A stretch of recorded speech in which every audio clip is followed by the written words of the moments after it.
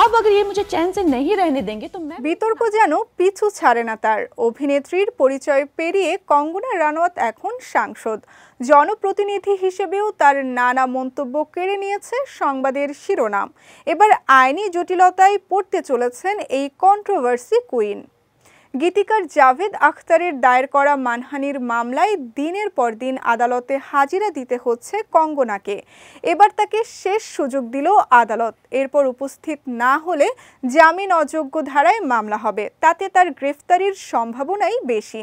বিষয়টি স্পষ্ট করে জানিয়ে দিয়েছেন মুম্বাই আদালত। কঙ্গনার বিরুদ্ধে জাভেদ আখতারের এই মামলা প্রায় 5 বছরের পুরনো। 2020 সালের সে বছর তরুণ অভিনেতা সুশান্ত সিং রাজপুতের বাড়ি থেকে দেহ উদ্ধারের ঘটনা তোলপাড় ফেলে দিয়েছিল গোটা দেশেই। আত্মহত্যা না খুন, সেই মীমাংসা আজও হয়নি। সেই উত্তাল সময়ে নানা মনের নানা মত নিয়ে সোশ্যালে বিস্তর কাটাছেঁড়া হয়েছিল। তবে সবাইকে ছাপিয়ে যায় কঙ্গনার বিস্ফোরক বক্তব্য। সুশান্ত সিং রাজপুত বলিউডের স্বজন পোষণ বা নেপোটিজমের শিকার, এমন মত প্রকাশ করে কঙ্গনা দায়ী করেছিলেন বিশিষ্ট গীতিকার, দেশের অন্যতম সম্মানিত শিল্পী জাভেদ আখতারকে। দোষারোপ করতে গিয়ে দুজনের গোপন এক সাক্ষাৎকারের কথা প্রকাশ্যে এনে যা যা মন্তব্য করেছিলেন কঙ্গনা, তা যথেষ্ট অসম্মানজনক বলে মনে করেন বর্ষিয়ান সুরকার।